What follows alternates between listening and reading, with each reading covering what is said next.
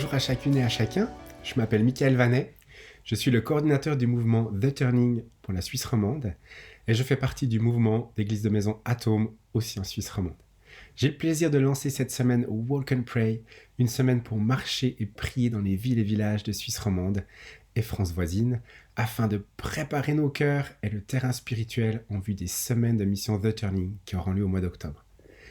J'en profite pour remercier l'équipe qui a mis en place l'outil Walk and Pray. C'est un outil pour notre temps, c'est une belle ressource pour l'Église. Alors de tout temps, les chrétiens ont marché et prié, rien de nouveau, mais avec l'application Walk and Pray, nous pouvons le vivre en réseau et de manière connectée. Ça, c'est top. Mais rien n'empêche de vivre cette semaine sans se connecter, tout en étant connecté de cœur et d'esprit. Tout au long de la semaine, vous recevrez des impulsions de personnes diverses et variées de Suisse romande afin d'être encouragés dans cette action d'intercession. Pour ce premier jour, l'histoire qui m'a parlé et que j'avais envie de partager avec vous se trouve dans l'Ancien Testament. Et oui, déjà à l'époque, il marchait et priait. Alors je vous laisserai lire le chapitre en entier. Il se trouve dans le livre de Josué, chapitre 6. C'est l'histoire de la conquête de Jéricho. Je vous fais un petit rappel. Dieu donna ses instructions à Josué pour conquérir cette forteresse. Il devait se mettre en ordre de marche avec les sacrificateurs, les trompettes, l'arche de l'Alliance et le peuple. Et il devait faire le tour de la ville une fois par jour pendant 6 jours.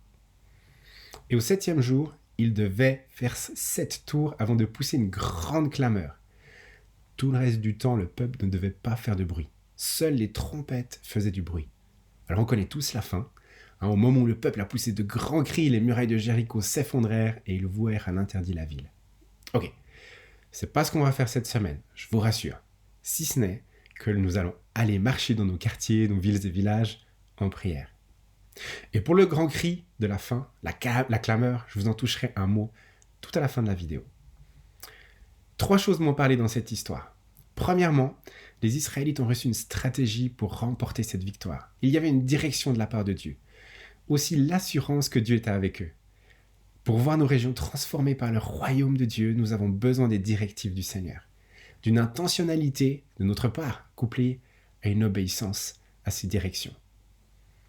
Deuxièmement, les Israélites ont été persévérants. Tournés pendant 7 jours autour d'une ville, juste en jouant des trompettes, puis 7 fois le même jour, donc 13 tours en tout, et 12 sans que le peuple fasse du bruit, mais ça relève d'une persévérance juste incroyable. Et nous, sommes-nous persévérants dans la prière pour voir les situations changer, pour voir nos amis, collègues, voisins, familles s'ouvrir au Christ? Ils étaient décidés à conquérir ce territoire. Et moi, et toi, est-ce que nous sommes décidés à voir les territoires, là où nous vivons, devenir des lieux où Christ règne? Allez, troisièmement, il y a la touche divine. Quand le ciel touche la terre, le moment où l'armée des anges de l'Éternel et le Saint-Esprit œuvrent et font toute la différence.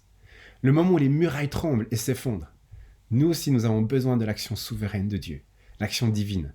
C'est pour ça que le Père nous baptise de l'Esprit qui était avec Jésus, afin que nous soyons ses témoins en manifestant le royaume de notre Père avec puissance et de manière surnaturelle. Il manque juste un ingrédient.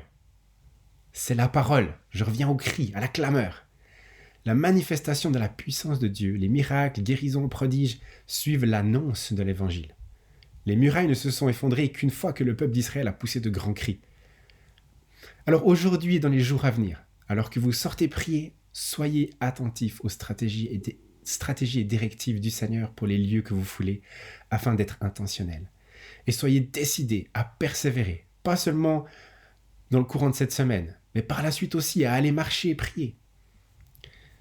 Et quand l'occasion vous est donnée, cette semaine ou lors des missions Turning en octobre par exemple, ouvrez votre bouche pour témoigner de la mort et de la résurrection de Jésus.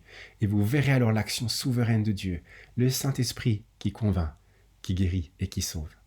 Allez, soyez bénis, encouragés et transformés par l'amour de Dieu alors que vous sortez pour prier. Bye bye.